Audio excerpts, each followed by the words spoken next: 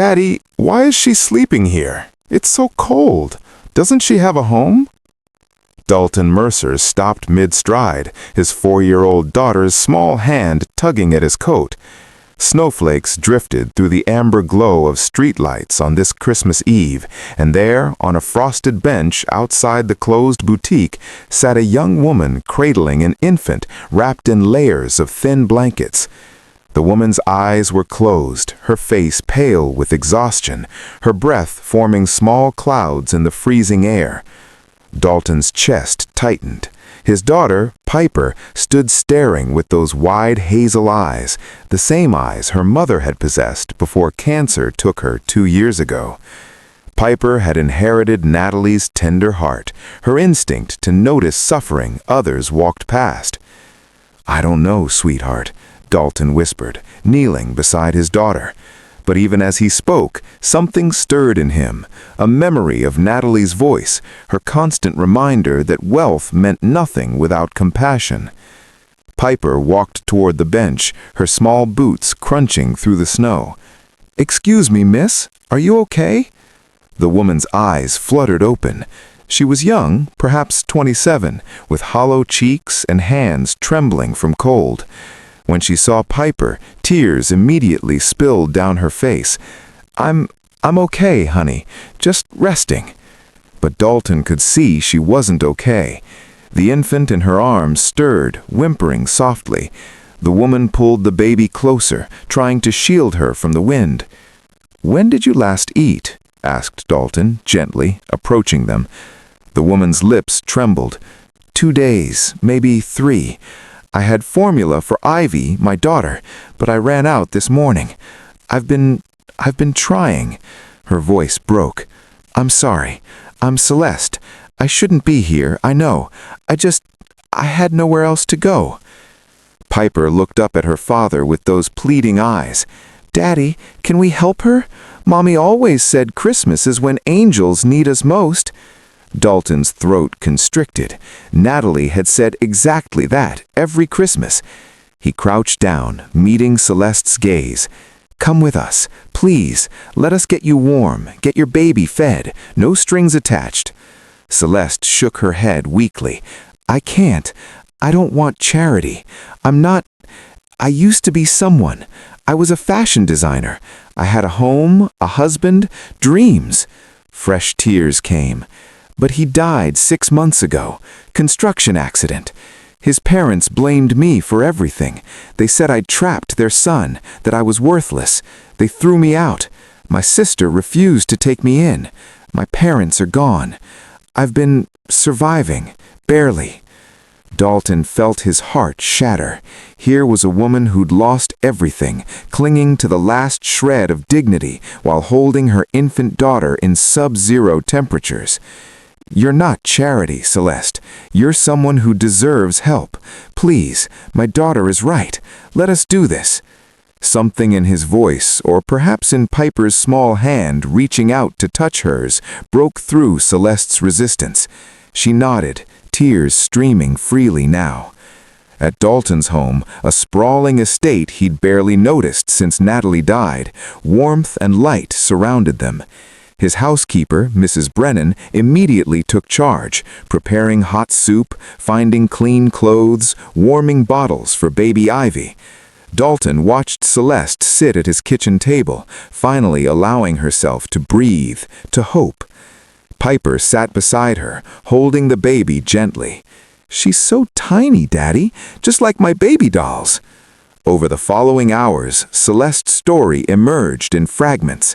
She spoke of Jonah, how they'd met in design school, how he'd worked construction to support her dreams, how his death had shattered everything, how his parents had been cruel from the start, never accepting her, and after Jonah's death, they'd evicted her from the home she'd shared with him, claiming she had no legal rights. "I went to my sister's house," Celeste said quietly, her voice raw, "but her husband said they couldn't afford another mouth to feed. I understand, I do, but standing there with Ivy in my arms, hearing that door close, it was the loneliest moment of my life." Dalton listened, his own grief echoing hers. I lost my wife 2 years ago, cancer. She was an artist, loved music and painting. Every corner of this house still holds her memory. For months, I've been going through the motions, raising Piper, running my company, but feeling hollow, like I'm just surviving too. Celeste met his eyes. I'm so sorry. She must have been extraordinary to raise a daughter like Piper. She was, Dalton said softly, and she would have done exactly what Piper did tonight, stopped for someone in need. Over the next few weeks, something remarkable happened. Dalton offered Celeste the guest house on his property, not charity, but an opportunity. He'd seen her sketchbook, filled with stunning fashion designs.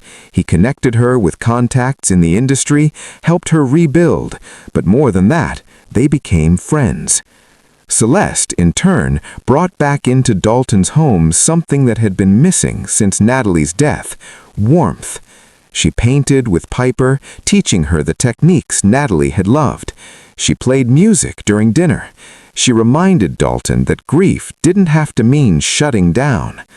One evening, months later, Piper sat between Dalton and Celeste on the living room floor, playing with baby Ivy, who was now giggling and reaching for toys.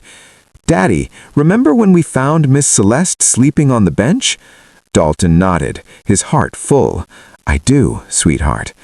"I'm glad we stopped," Piper said simply. "Mommy would be proud." Celeste's eyes filled with tears. "You know what, Piper? You saved my life that night, you and your daddy. I was ready to give up, but you asked me if I was okay, and you reminded me that kindness still exists, that people still see each other." Dalton reached over, squeezing Celeste's hand. "You saved us, too. This house was a museum of grief. You brought it back to life. You reminded me that moving forward doesn't mean forgetting. It means honoring the people we lost by living the way they taught us to live." Piper smiled. "With kindness." "Exactly," Dalton said, "with kindness." A year later, Celeste's fashion line launched to critical acclaim. She dedicated the collection to Jonah and Natalie, two people who taught them that love never truly ends. It transforms. She'd found her footing again, her confidence, her purpose.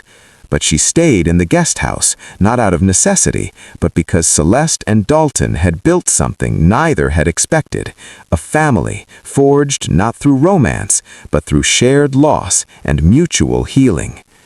One Christmas Eve, they all sat together, Dalton, Piper, Celeste, Ivy, and Mrs. Brennan, around the table Natalie had once hosted.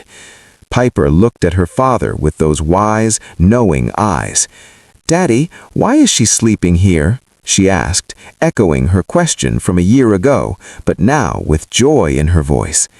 Dalton smiled. "Because sometimes, sweetheart, when we stop to help someone, we discover we needed help just as much. Because kindness is never one-directional. It's a circle that heals everyone it touches." Celeste nodded, tears of gratitude streaming down her face. "You taught me something, Piper. You taught me that even in our darkest moments, someone might stop, someone might care, and that changes everything." In a world that often rushes past suffering, remember this: stopping to ask someone if they're okay can save a life. Every person carrying invisible burdens deserves to be seen, to be helped, to be reminded they matter. Kindness is not weakness, it is the strongest force in the universe. It transforms strangers into family, despair into hope, endings into new beginnings. When we extend our hand to someone in need, we often find they're extending their hand right back to us, pulling us both toward the light. If this story touched your heart, please like, share, subscribe, and comment. Let's spread more stories of kindness and hope together.